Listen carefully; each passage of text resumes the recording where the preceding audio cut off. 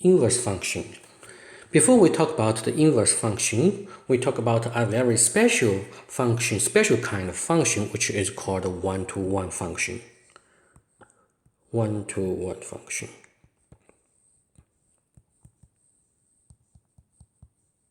Sometimes we write it as one-to-one. Okay, so now let's look at the definition. A function, a one-to-one function,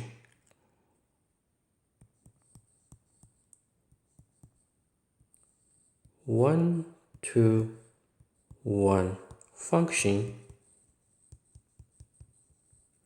is a function in which each y is associated with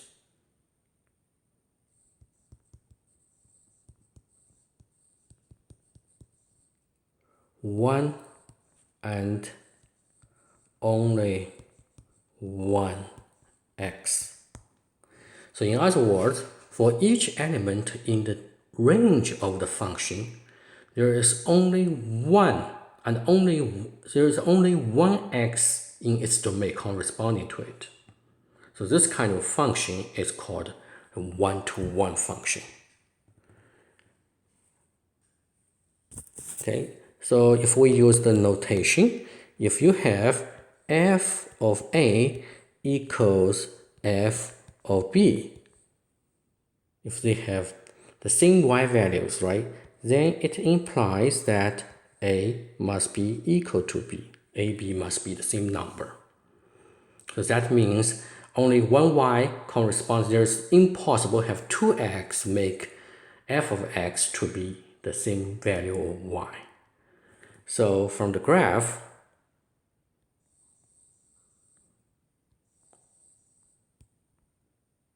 this is y and this is x, x1. So this is the one-to-one.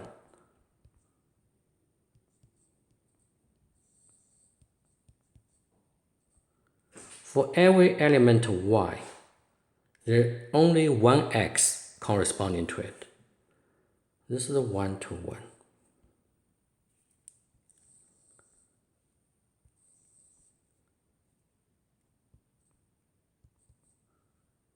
This is x1, x2.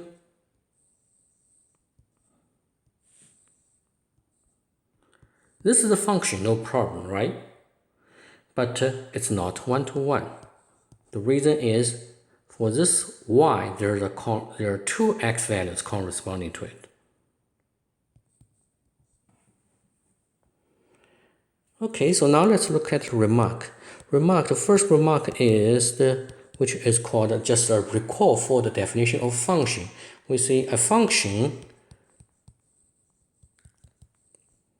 is a relation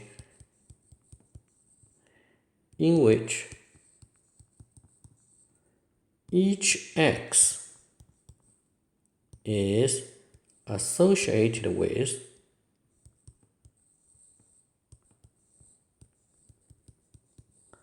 one and only one y. So you can see the difference, right? This is not a one-to-one function, but for each x, there's only one y value corresponding to it. This is also a one-to-one function. This is a one-to-one function. For every x, there's only one y corresponding to it. And moreover, for every y, there is only one x corresponding to it. So this is called a one-to-one function. So when we study the function, we use which is called the vertical line, right? We use a vertical line test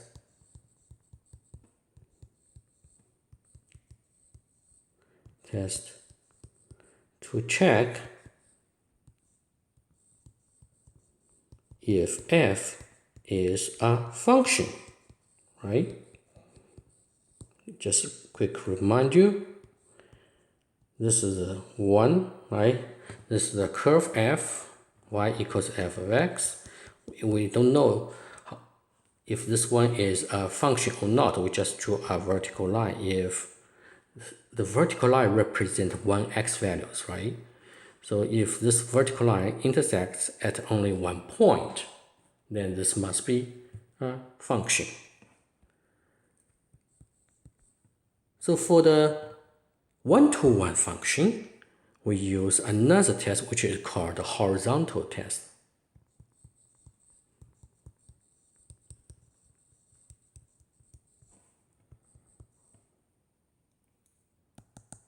Horizontal line test to see if a function is one-to-one.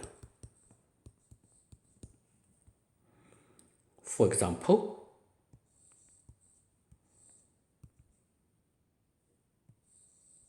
this one, we can use a horizontal line because the horizontal line represents one y value, right? If the horizontal line intersects the curve at one point, only at one point, that means we only have one x value corresponding to this y values, right? So it's called one-to-one. By the definition, it's a one-to-one function. This is a one-to-one function.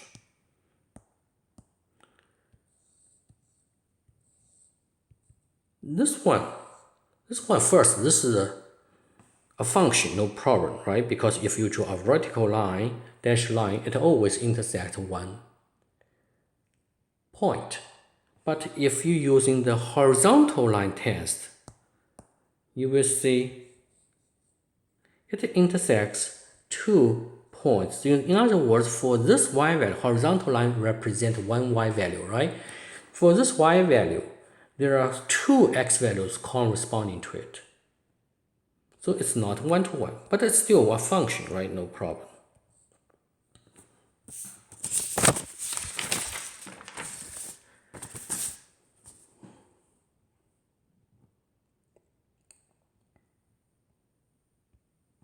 Let's look at an example.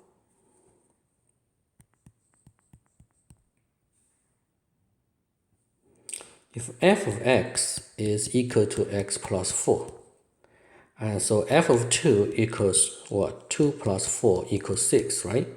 And f of 3 equals 3 plus 4, which is 7. If we draw a circle to represent the domain of f,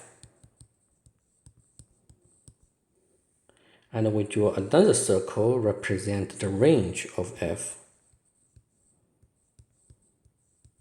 So 2 is inside. This number will be the output. Input is 2. The output after the function f, it would be 6, right? For number 3, the function value after f, which is what? Is 7. Okay, so now you can see from this graph, we may have another function which we use the right circle as its domain and the left circle as its range. If we denote this function by g, and it will map the 6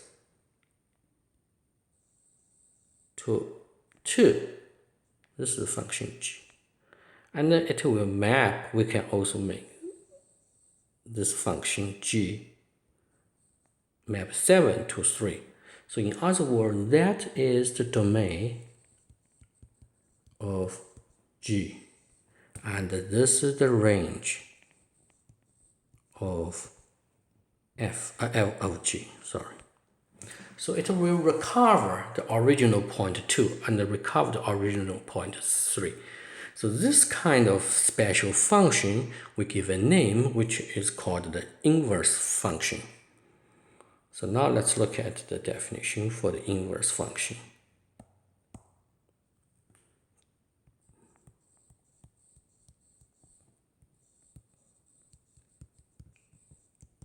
We say g is called an inverse function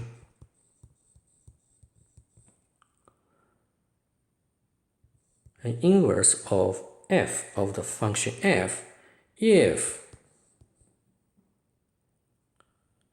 f composed with g of x is equal to x and g composed with f of x is also equal to x.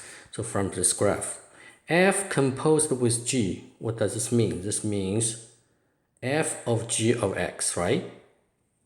So this is if this x is here, g of 7 equals 3, f of 3 equals 7, right? So it will recover 7.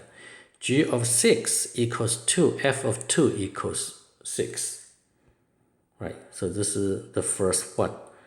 G composed with f of x equals x.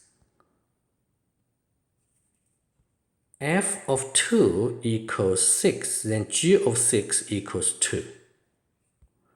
F of 3 equals 7, then g of 7 equals 3. So you can see it will recover after composition, it will recover the original input. So this kind of function is called the inverse function of f. Okay, and one thing you should be careful that this x is different from this x. The reason is for the composition we know this x should be in the domain. The first x should be in the domain. This x is the same as x here, right? But this x is the x here. The first x, this x, which should be in the domain of g, right? And the second x, this x, should be in the domain of f. So these two axes are different. Okay. From the graph, in addition, we also know the domain of f should be equal to the range of its inverse g.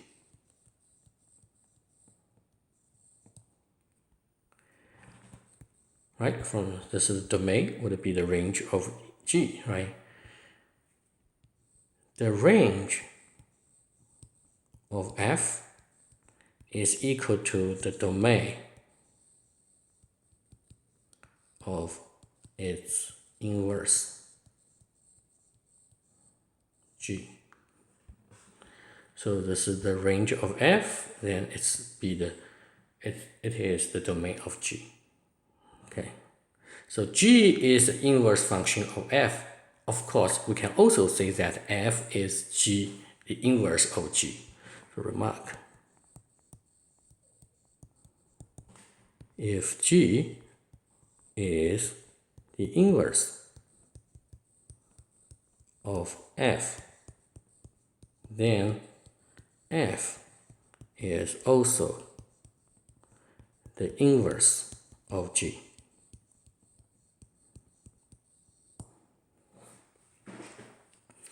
So how to verify two functions are the inverse function of each other?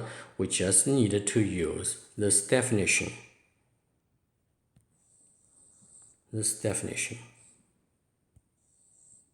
Okay, we needed to check these two things. So now let's look at one example. If f of x is square cube root of x minus 2, and g of x is x cubed plus 2. So we want to see if these two functions are the inverse function of each other. So let's look at, we needed to check two things. F composed with g of x. Let's see if it will recover the x. So f of g of x, which is f of x cubed plus 2. So which is the cube root of x cubed plus 2 minus 2, right? So this is the x. Yes. Then we need to check g composed with f, which is g of the f of x. This is by the definition of the composition. So this is the cube root x minus 2. This is the g of cube root x minus 2, right?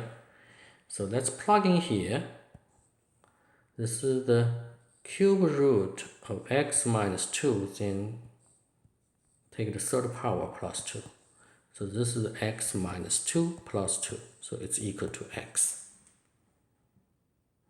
Okay.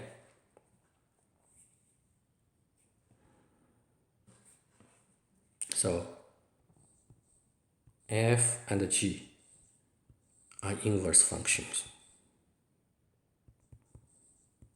Inverse of each other.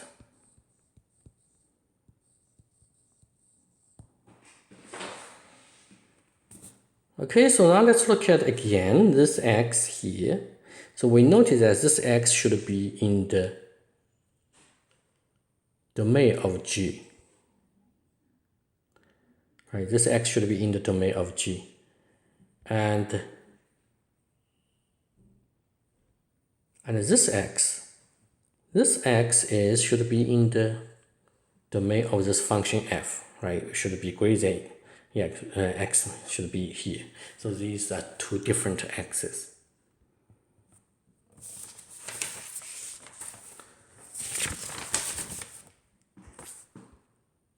This is the first remark. Then the second remark. So since we don't like to use g as its inverse, we don't like to use the symbol because we have g and h and other letters. So we use another letter to denote the inverse of function f. That will be much easier to figure out. So we use f to the negative 1 as the inverse of function f. Okay, so we have f inverse of f of x should be equal to x. F of f inverse should be equal to x. So now we use f inverse f to the negative 1 to represent the inverse function g. Okay, if we use symbol, this symbol, it's much clearer. It represents a function, the inverse function of the original function. So we also remember that this x should be in the domain of the function f, right? So this x for x in the domain of f. And for this x should be in the domain of f inverse. For x in the domain of f inverse.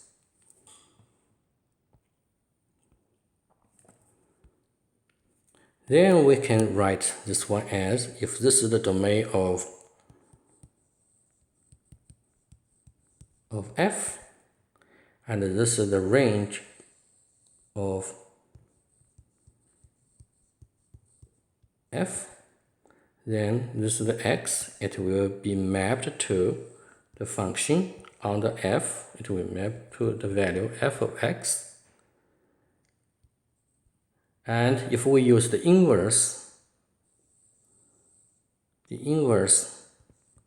f inverse will map f of x back to the original x, right? So this is the domain of f inverse, and this is the range of f inverse. So the domain of f is the same as the range of f inverse, and the range of f is the same as the domain of f inverse. Another mistake many students will make, which is f inverse of x. So this f inverse, f to the negative, is just a symbol. It is not 1 over fx. Okay, so this is very important. This is just a symbol, just a notation. It means nothing. This -1 is not an exponent. It's just a symbol. 5. We have the theorem says, okay, that if f is a one-to-one function, then f inverse exists. Okay, so that's the reason we want to study the one-to-one function first, because if you have a one-to-one function, then the inverse function must exist. Otherwise, it may not exist. Right. So now let's look at the graph of the inverse function.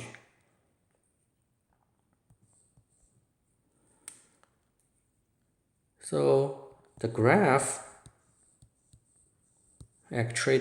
of f inverse is a reflection of f about the line y equals x. What does this mean? It means if AB point lies on the graph of f, then BA point lies on the graph of f inverse. So let's look at the graph. So this is the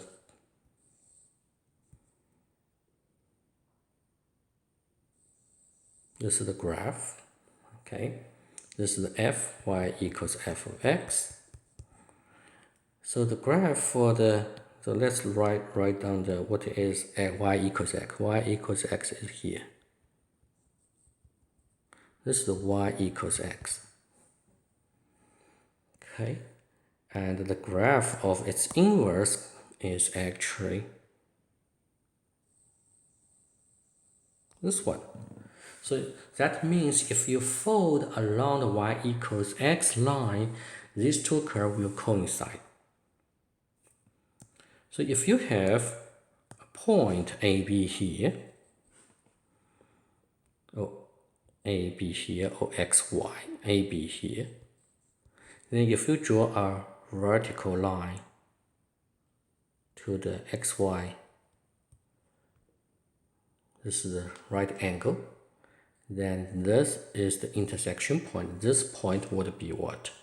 Would be BA point. We can use the geometry to prove that. So we skip the proof. Okay.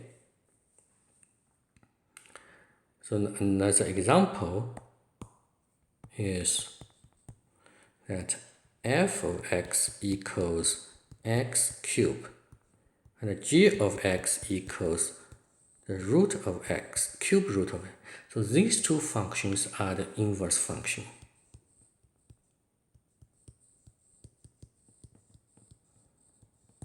Are the inverse of each other.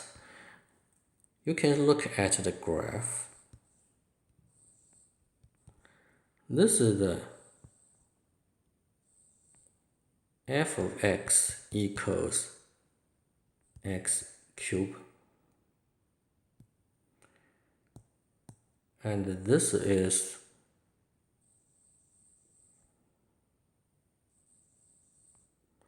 the g of x equals cube root of x. If we connect the intersection points,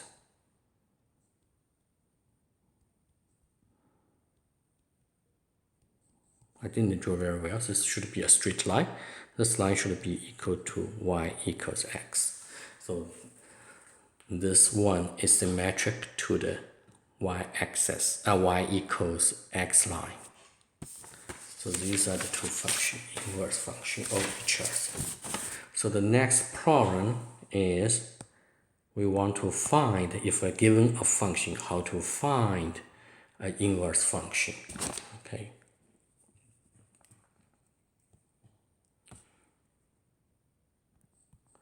Find the inverse .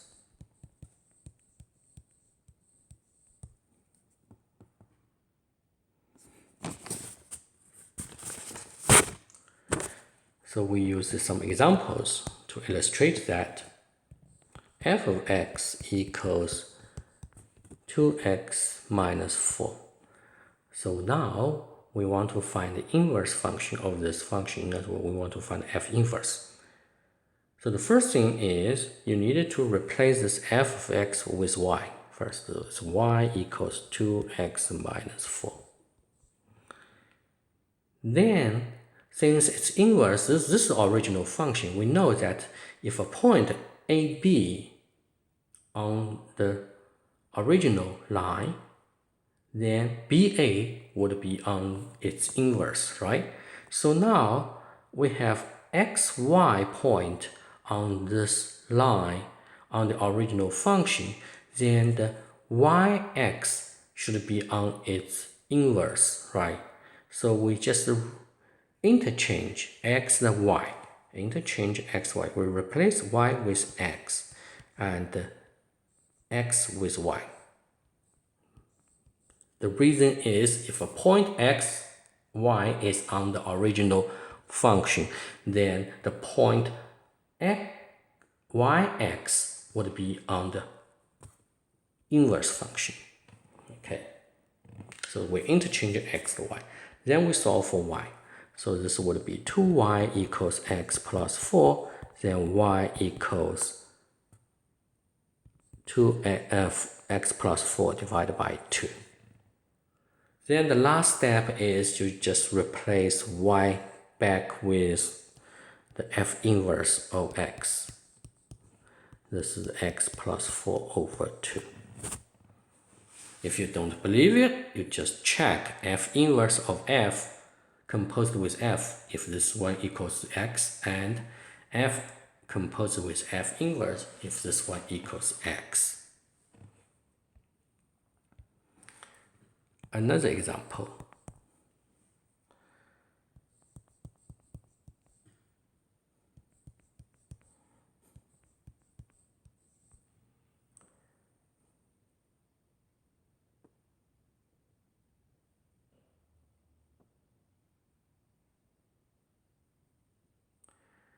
This is the x squared plus 2. X greater than or equal to 0.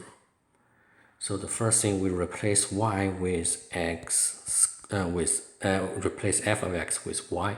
So write down y equals x squared plus 2. So here x is greater than or equal to 0. Then the next thing is we interchange x and y. We replace y with x and x with y squared plus 2. And here is y is greater than or equal to 0. Then we solve for y. So y squared is x minus 2. Here y must be greater than or equal to 0. So we have y must be equal to square root x minus 2. Okay, so some student may ask why if you take the square root it should be plus or minus by the square property. The reason is we get y must be greater than or equal to 0, so we must take the positive part.